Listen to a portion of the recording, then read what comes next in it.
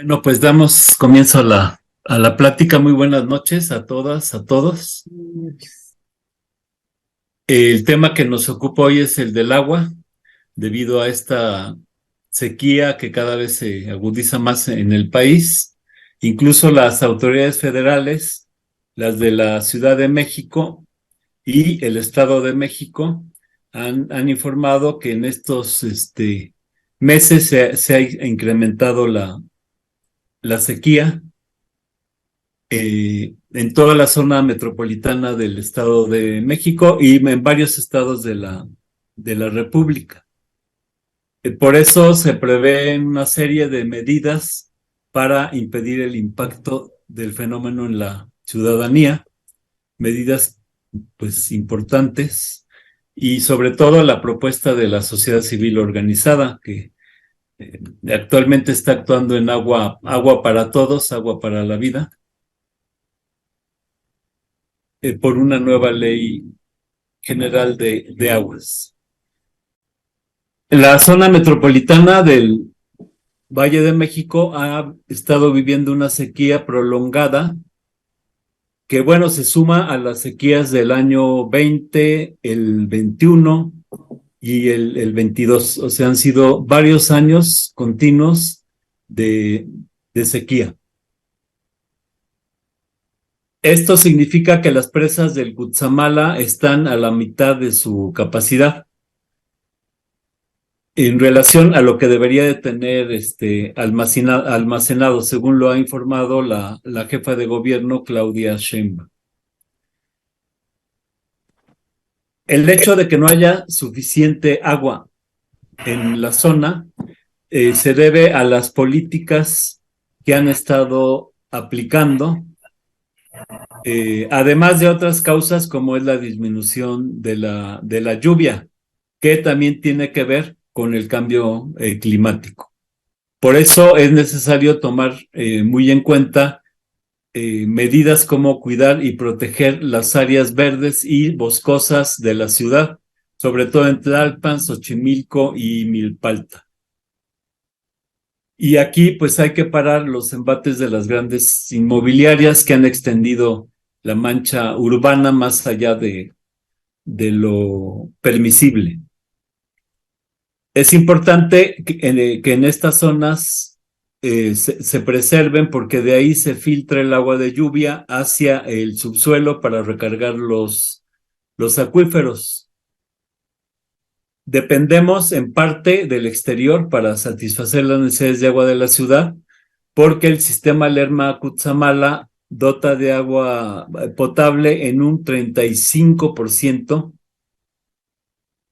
de las necesidades, y los pozos en las 16 alcaldías un 60%.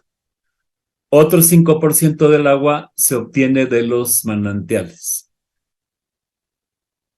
Por su parte, el director general de la Comisión Nacional de Agua, Conagua, Germán Arturo Martínez Santoyo, reconoció una condición crítica en el almacenamiento y que existe una reducción en el volumen de agua entregado del Cutzamala a la capital del país, así como el Estado de México.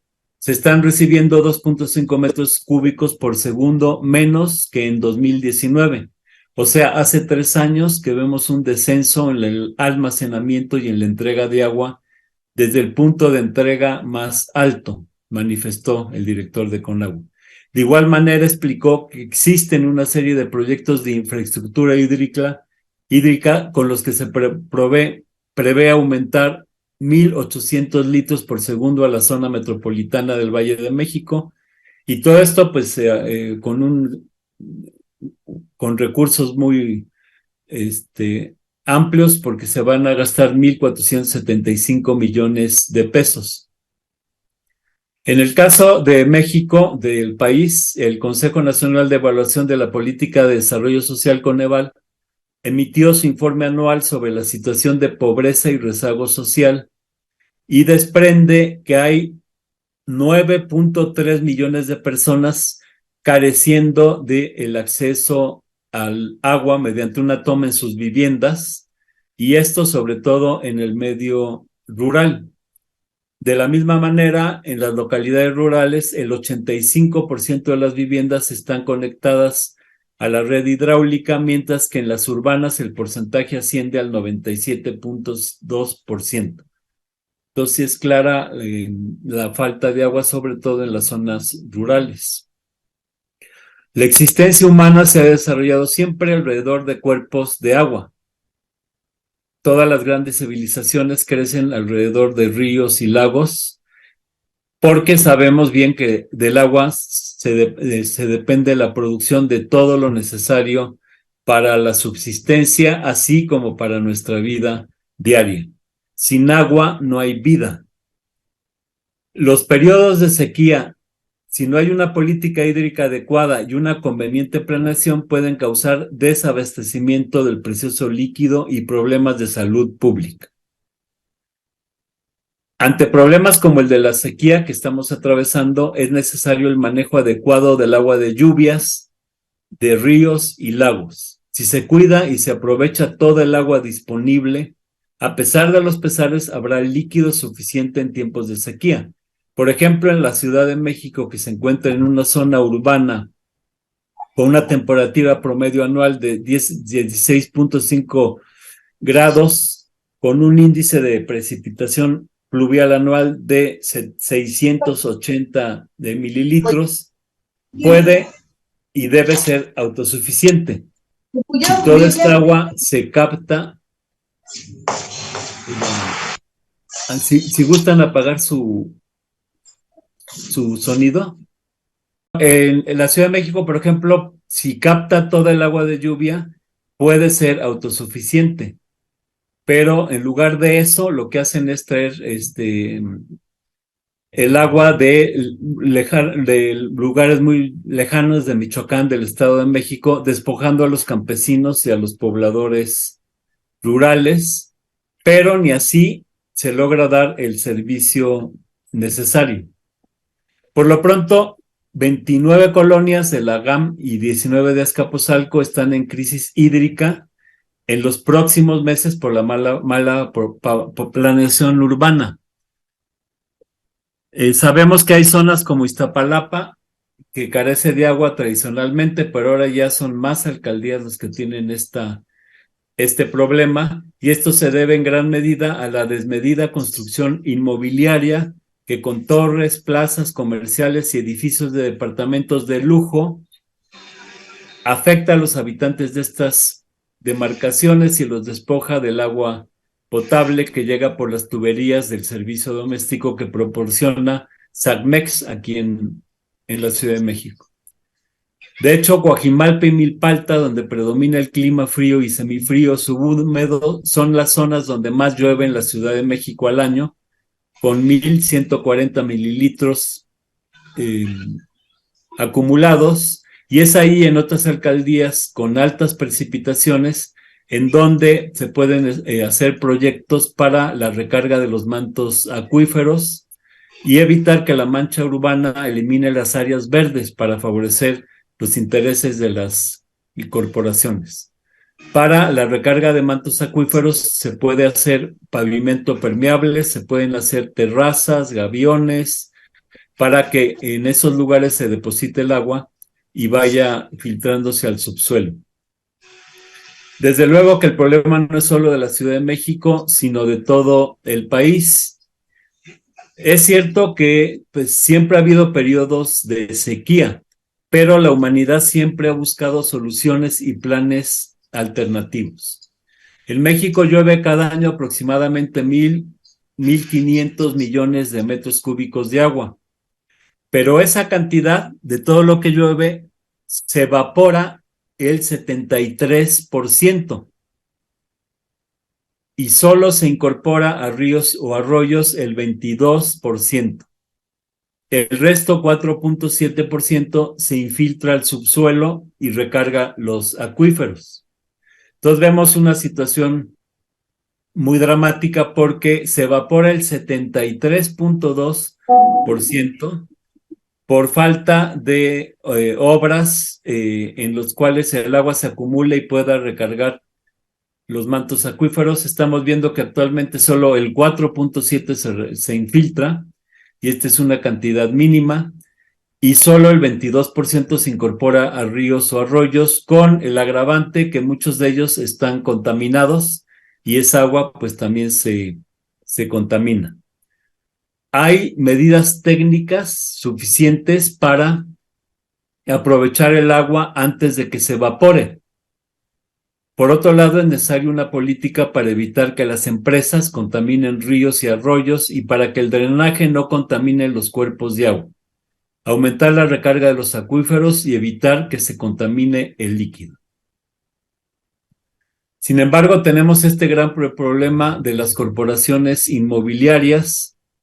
Hace poco Alejandro Velázquez, en La Jornada, dio a conocer que desde hace 10 años el sector inmobiliario es el que más concesiones ha obtenido para la explotación de aguas subterráneas, y el integrante del Frente por la Defensa de los Derechos de los Pueblos y Barrios Originarios de la Cuenca del Anáhuac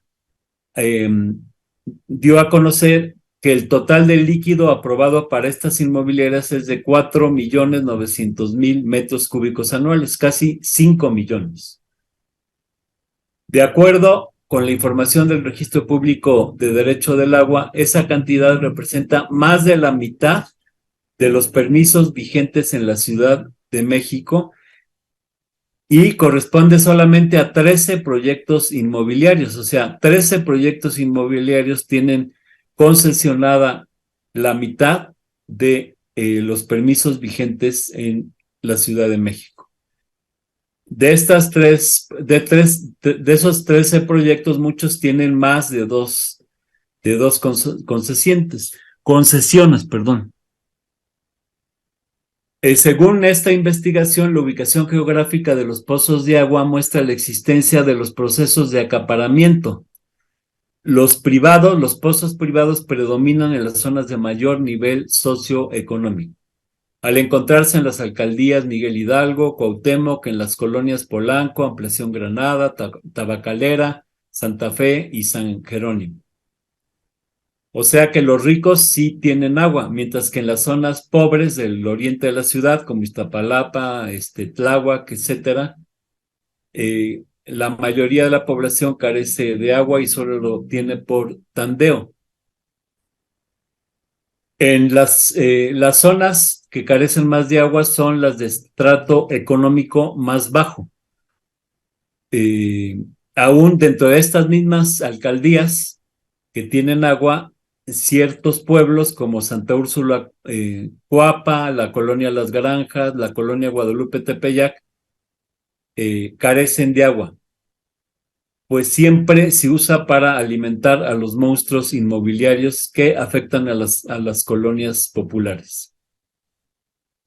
En la sequía que estamos atravesando, pues tiene mucho que ver. No es nada más el aprovechamiento del agua, sino que efectivamente el calentamiento global ha causado estas sequías. El calentamiento global se da en todo el mundo y también en nuestro país. Hemos registrado los últimos 5 años, los años más calurosos registrados desde 1850. Por ejemplo, este mismo año estábamos en invierno, en el mes de febrero, y hubo días bien calurosos.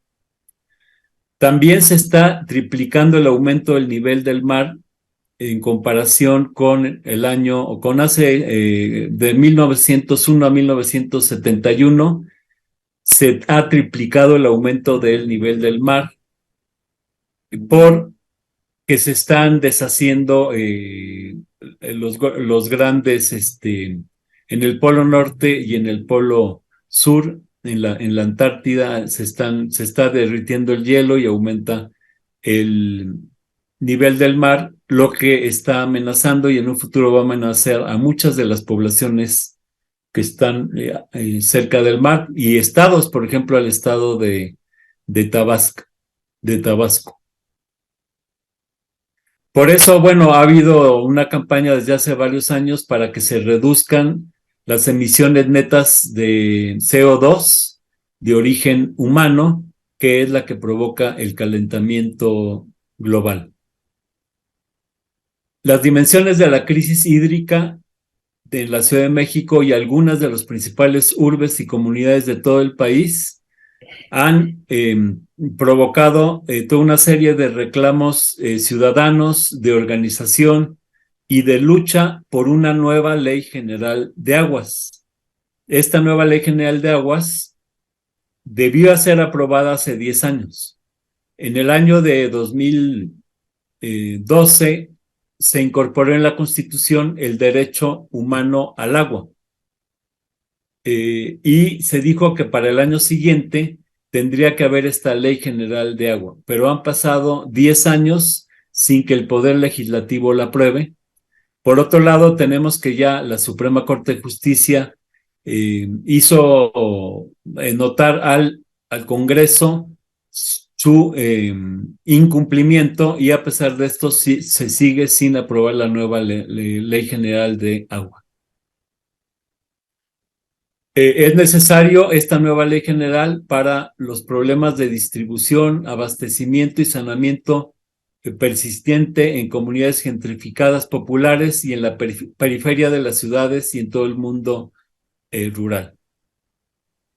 Entonces, bueno, el problema del agua está siendo uno de los más importantes en el país. Es la demanda que empieza a demandar la organización, pues en todos los estados, y hay que estar claros que el problema de fondo en esto del agua es el modelo de desarrollo capitalista, porque ha atentado contra el bien más preciado de la humanidad, que es el agua, que sabemos que vale más que el oro. Sin embargo, debido a las políticas extractivistas, pues se usan grandes cantidades de agua, por ejemplo, para las mineras, y qué no decir, las cerveceras, las licheras, las refresqueras. Y todo esto ha provocado que la demanda de agua cada vez sea mayor en las comunidades y entre los productores agrícolas.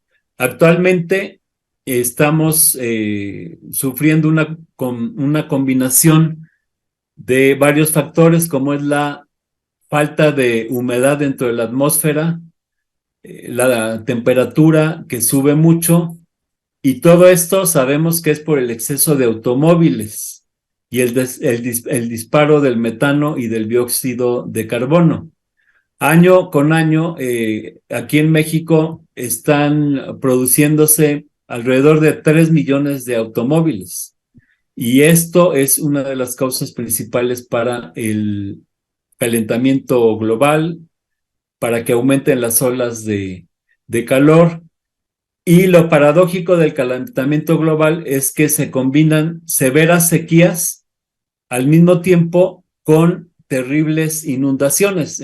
Ustedes leerán un día que hay sequía en tal y cual lado, y otro día hay una gran inundación, un tornado, tormentas de nieve. Por ejemplo, en Estados Unidos, en Canadá, se dan tormentas de nieve como las que no había en muchos años, y al mismo tiempo que hay tormentas de nieve, hay incendios. Todos sabemos que en los últimos años cada vez hay más incendios en Estados Unidos, por ejemplo, en California, y en México,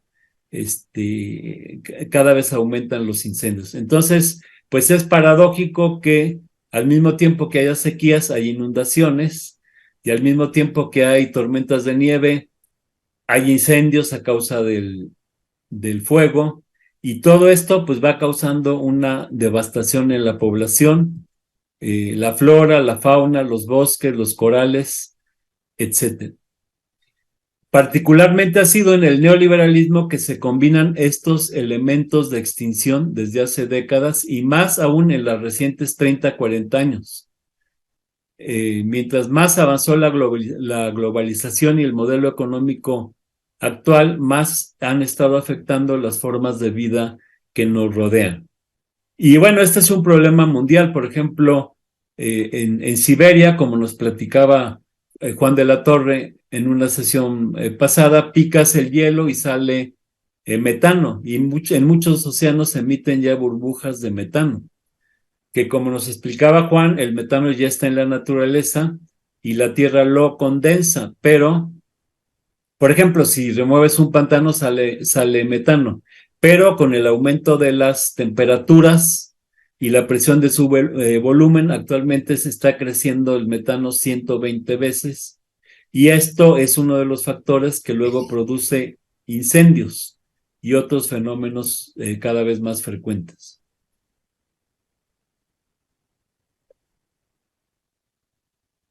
Entonces, una de las causas del incendio es el metano y otra es el CO2, que también es normal en la naturaleza, pero debido al aumento de los volúmenes que consumimos de oxígeno, sobre todo por la industria automotriz, lo volvemos dióxido de carbono y no lo regeneramos. Y esto ha llevado a que disminuya la capa de la atmósfera a 4,000 y a 20,000 metros. La atmósfera se ha llenado de hoyos, se adelgaza, por ahí pasan rayos ultravioletas que calientan más y son cancerígenos. Una cuestión que no se ha tomado muy en cuenta es que gran parte de la emisión de gases tóxicos es por el transporte militar. Nada más nos concentramos en el transporte comercial, que genera un aumento del efecto invernadero, pero lo que se oculta es que los máximos, eh, los que más provocan esta emisión de gases tóxicos es el Pentágono y todas las maniobras militares. Estados Unidos tiene 1,000 bases militares en todo el mundo y constantemente están haciendo maniobras. Y esto afecta tanto como afecta el transporte comercial. La contaminación, entonces, la generan las corporaciones. Hay un discurso muy frecuente que dice los seres humanos hemos fallado, la humanidad no ha sabido cuidar el agua, la humanidad está contaminando, pero en realidad no podemos ni debemos echarle la culpa a todas las personas. Son las grandes corporaciones las que generan todo este tipo de problemáticas. Y bueno, a nivel mundial hay 2,000 millones de personas terriblemente empobrecidas que viven junto a un río o a un acuífero, pero como está contaminado, frecuentemente con tóxicos, pues no tienen el acceso garantizado al líquido potable. El relator especial de la Organización de las Naciones Unidas sobre los derechos humanos al agua potable y saneamiento, Pedro Arrojo Agudo, habla de que hay 4,000 millones de personas que no tienen el saneamiento básico del agua, por lo tanto, esto les ocasiona grandes dificultades para acceder al líquido. El relator de la ONU señaló que hay dos grandes desafíos para tener acceso al agua. Una, la recuperación de la ingeniería natural, o sea, reconstituyendo las cuencas para que ahí se conserve el agua. Y esta ingeniería natural también puede hacer uso de energía solar para no continuar con la contaminación, además de que el relator del agua de la ONU habla de la necesidad de la gobernanza democrática del líquido, o sea, que el líquido sea accesible a todas las personas,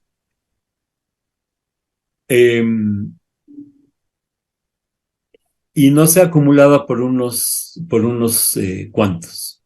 A nivel nacional, en nuestra vida cotidiana en México, estamos sufriendo cada vez más de las sequías, sufriendo periodos prolongados de tiempo seco causado por la falta de lluvia, lo que naturalmente produce escasez de agua, líquido vital. México vive este mismo año la segunda sequía más severa de las que había ocurrido en los últimos 12 años. Estamos recibiendo, como ya dije antes, de toda el agua que llueve, solo el 27% es la que escurre por medio de ríos y arroyos.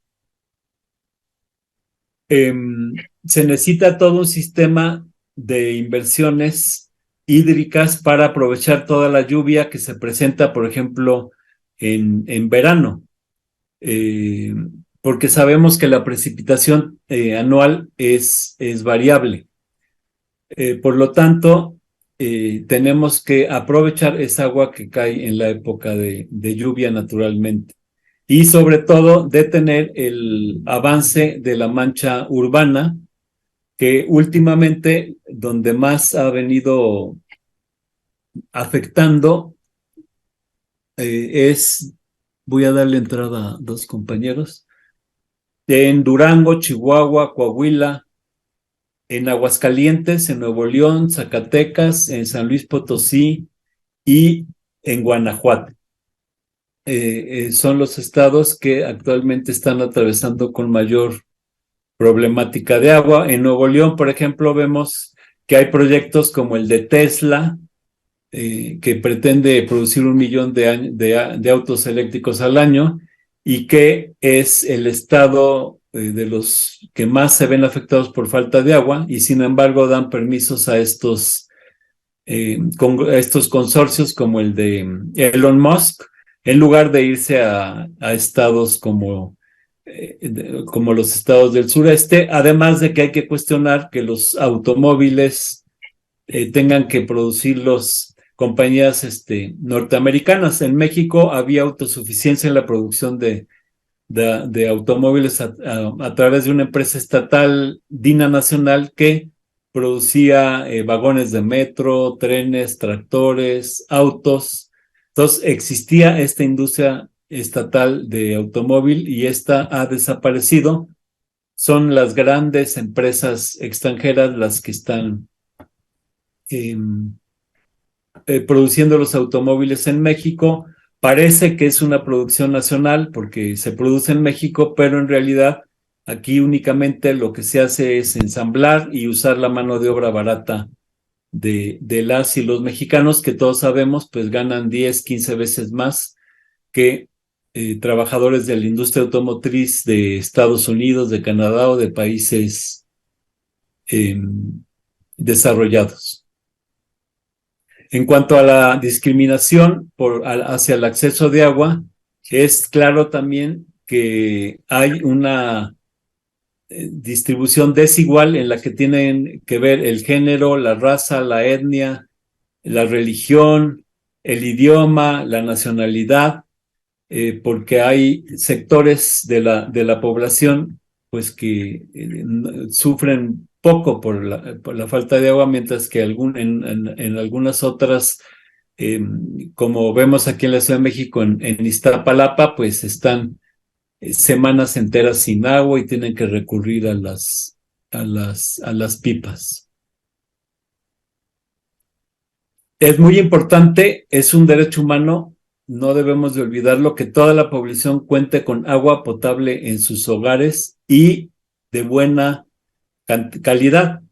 Uno de los intereses de las corporaciones para que la gente no tenga agua accesible, pues es todo el negocio del agua embotellada. Sabemos que las refresqueras pues ya tienen como una de sus principales fuentes de ingreso. Por ejemplo, la misma Coca-Cola, vender agua embotellada, lo que les conduce a millonarias ganancias. Todos los que tenemos cierta edad recordamos cuando éramos niños, tenías sed, en cualquier lado pedías un vaso de agua y pues te regalaban el agua. ¿Quién nos iba a decir en aquella época que iba a llegar el momento en que ibas a tener que comprar el agua? Se nos hubiera hecho algo imposible de digerir, como si ahorita nos dijeran que en un futuro nos van a vender el aire, ¿no? Sin embargo, hoy por hoy es uno de los más grandes negocios de las corporaciones.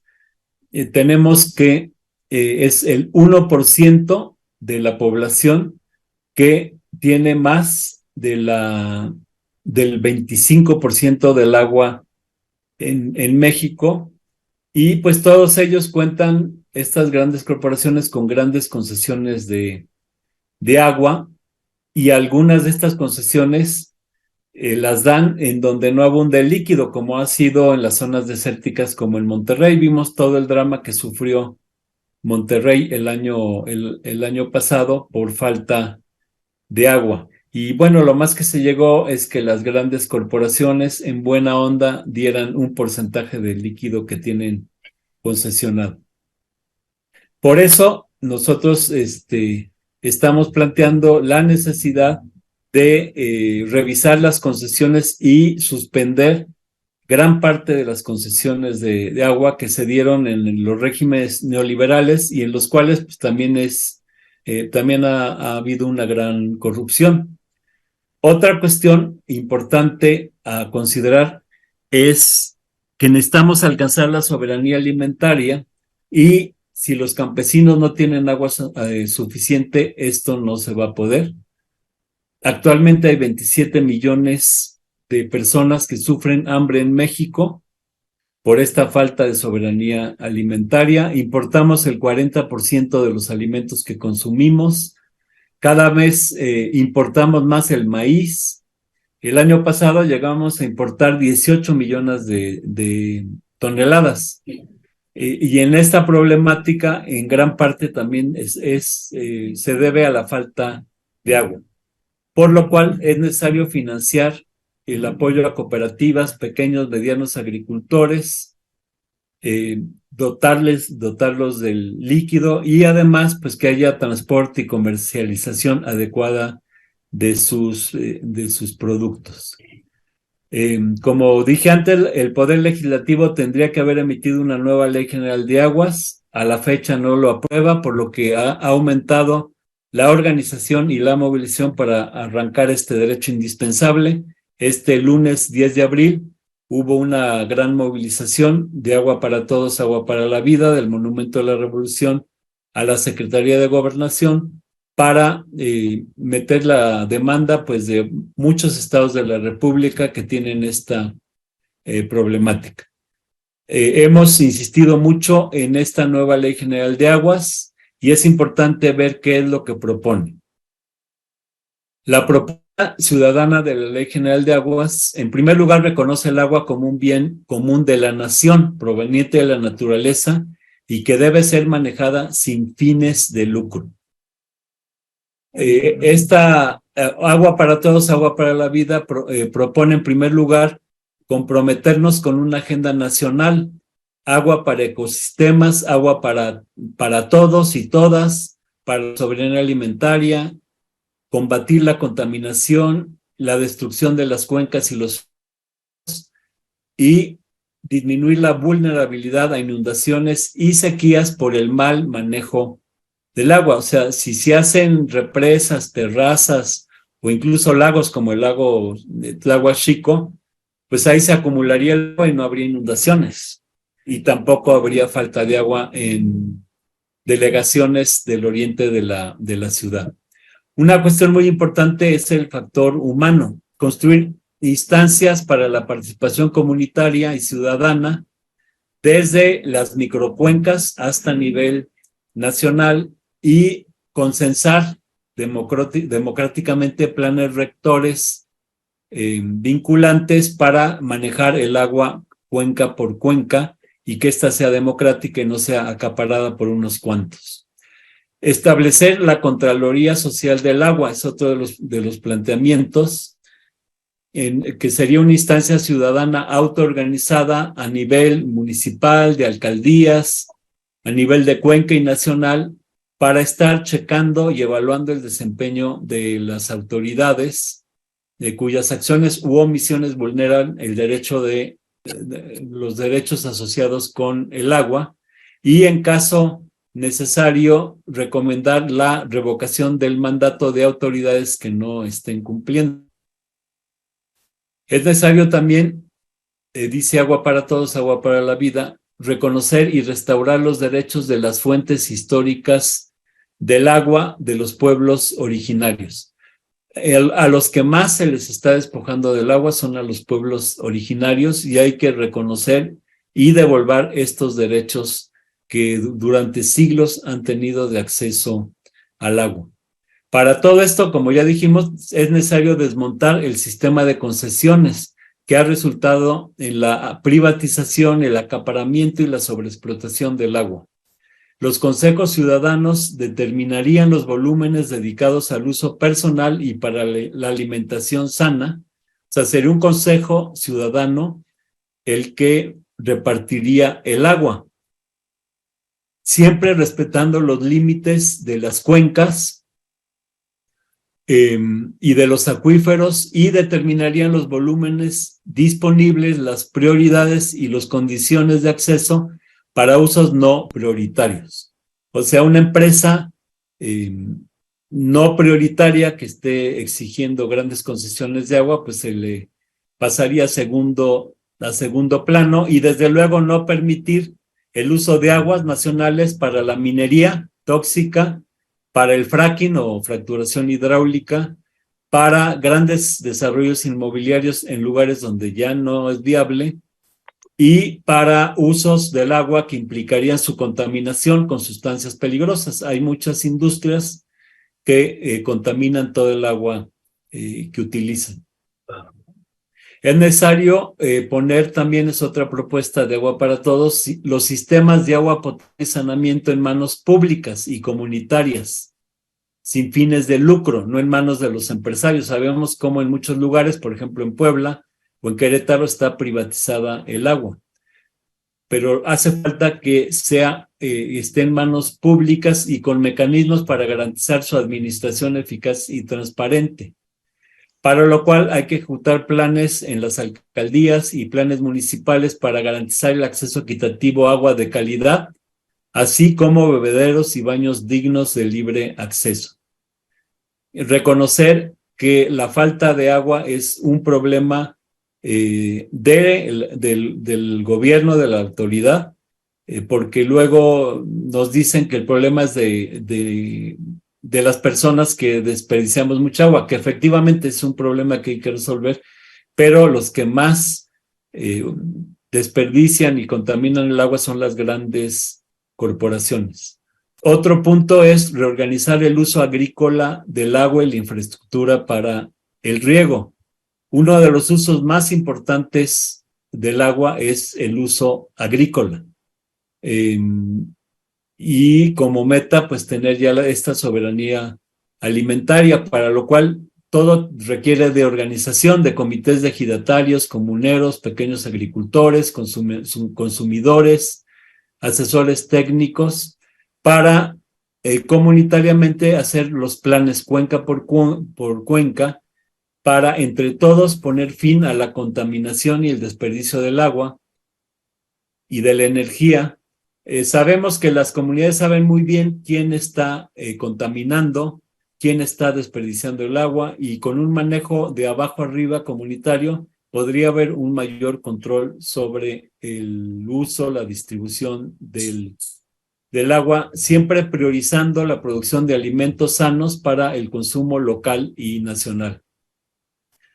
Se plantea también establecer un Fondo Nacional para el Derecho Humano al Agua y Saneamiento, para el financiamiento directo de proyectos autogestionados por parte de comunidades sin acceso a agua o saneamiento, priorizando el equipamiento de escuelas públicas. Ahorita en la pandemia, una cuestión escandalosa es que en medio de la pandemia, pues la mitad de las escuelas no tenían acceso al agua potable.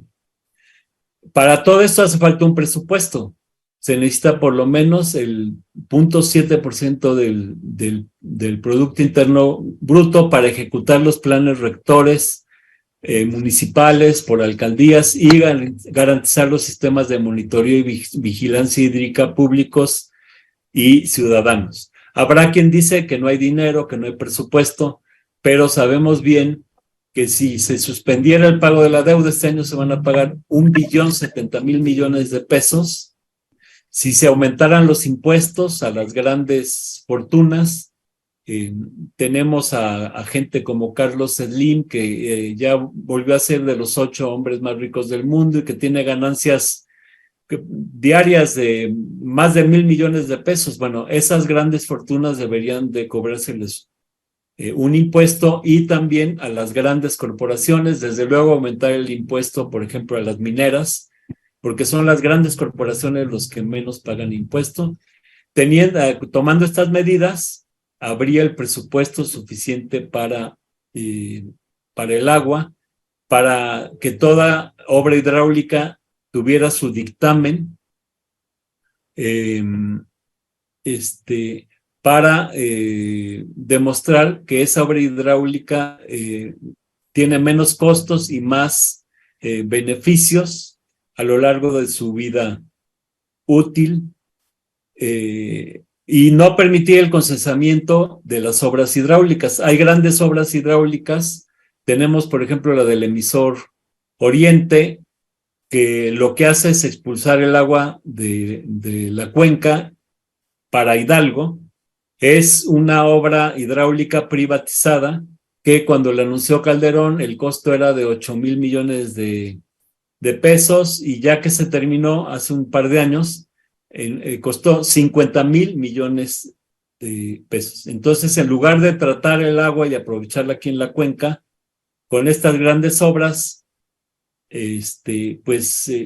engordan las grandes fortunas. Además, esta obra del emisor Oriente fue uno de los causantes de la inundación del río Tula el año antepasado, con gran costo de vidas humanas. Sería importante ya prohibir definitivamente los grandes proyectos de urbanización en cuencas en las que esté sufriendo estrés hídrico. Sabemos que hay lugares, por ejemplo, aquí en la Cuenca de México, en que ya hay hundimientos, hay grietas, están extrayendo agua de más de 1,000 metros, es agua fósil, y en esta zona se da, como ya dijimos antes, esta combinación de zonas sin acceso al agua, inundaciones, y además de aguas residuales que no tienen un tratamiento ni se vuelven a utilizar.